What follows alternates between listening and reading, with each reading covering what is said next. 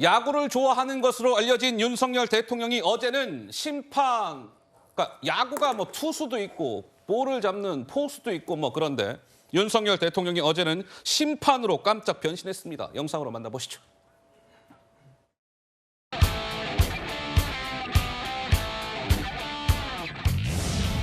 플레이볼.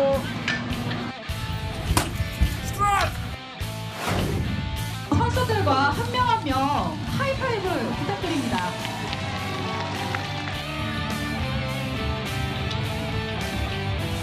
교실 의자에 야구 클럽을 길들이기 위해서 깔고 앉아서 수업을 듣기도 해서 선생님한테 지적도 받고 했는데 여러분 나이에 제일 중요한 거는 밖에 나와서 햇빛을 보고 뛰는 겁니다.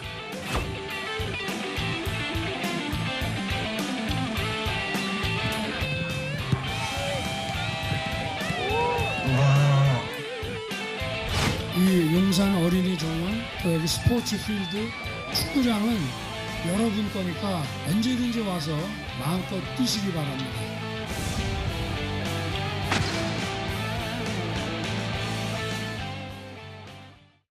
네. 자, 뭐 윤석열 대통령 어제 용산 어린이 정원에 있는 그 스포츠 필드라는 곳이 있는데 유소년 야구 대회장을 찾았고 또 같은 장소에서 열린 전국 유소년 축구 대회 현장도 찾았습니다. 근데 특이한 것이 우리 옆에 앉아 계시는 조 의원께서도 야구를 굉장히 좋아하는 걸로 제가 알고 있는데 윤석열 대통령이요 어제는 저렇게 심판 복장을 하고 심판을 맡았어요. 심판을 맡은 특별한 이유가 있었을까요? 보통은 다 투수를 하는데. 글쎄요. 저도 야구를 굉장히 좋아합니다. 야. 중고등학교 때 학교에서 돌아오면 라디오에서 나오는 야구 중계를 끼고 살았던 경험이 있고요. 그 정도 좋아하시는군요. 잠실 야구장에 정말 외야 입장료하고 교통비만 갖고 일주일에 두세 번씩 갔던 경험이 있습니다. 이긴 팀 이기면 울고 이긴 팀 지면 정말 화가 나서 돌아온 경험이 있는 야구 광인데요. 저 심판의 그 자세가 굉장히 좋은 것 같습니다. 저 스트라이크 자세가 조금 해본 입장이고요. 예. 다만 왜 심판했냐 물어보셨다면 저게 지금 유소년들인데 유소년들한테 아이들. 유소년이 던지는 공을 쳤다고 이게 칭찬받는 일도 아니고 유소년이 던진 공을 못 쳤다고 그러면 이거 굉장히 비아냥거릴 거고 심판밖에 역할이 없지 않았을까 하는 생각이 드는데 예.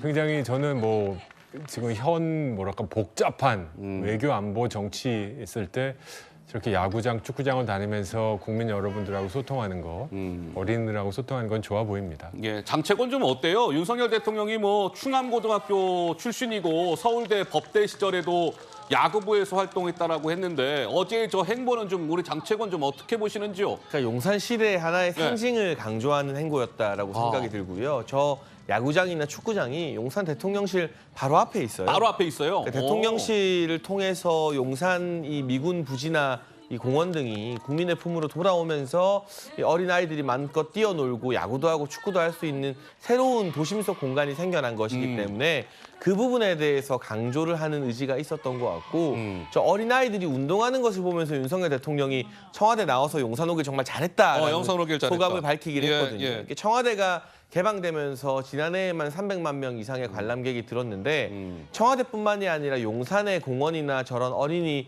스포츠 경기장 같은 경우도 이 이익을 보고 저곳에서 이제 즐기는 친구들이 많아진다면 예. 우리 국민들 속에서 자연스럽게 이 용산 시대라는 게 긍정적으로 좀 자리매김할 수 있지 않을까 싶습니다. 알겠습니다.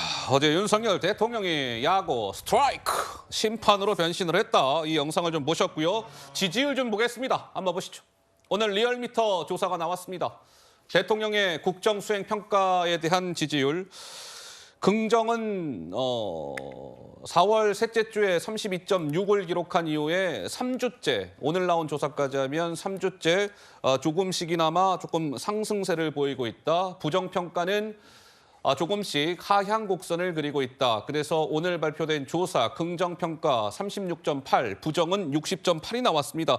양지열 변호사님 보시기에 이 지금 지지율은 좀 양지열 변호사께서는 어떻게 좀 평가하고 싶으신지요? 지난 3월, 4월 동안 특히 이제 외교와 관련된 부분에서 논란이 굉장히 많았었죠. 근데 그 부분에 있어서 다소 이제 좀 국민들 중에서는 좀 안정적으로 보는 분들도 계신 것 같고 미국과 관련된 부분에서는 또 전통적으로 미국과의 관계에 대해서 지지하는 분들이 많기 때문인데요.